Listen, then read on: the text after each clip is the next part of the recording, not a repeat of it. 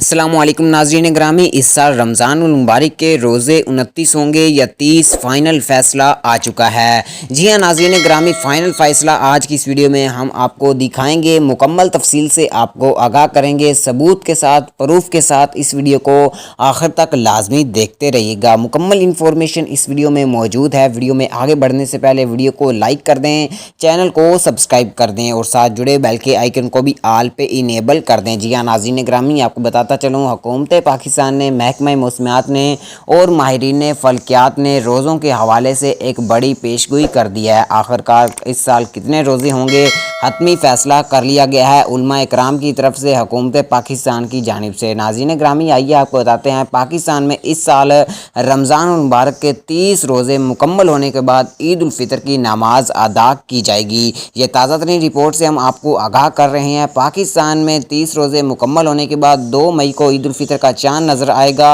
और 3 मई को ईद उल फितर की नमाज अदा की जाएगी।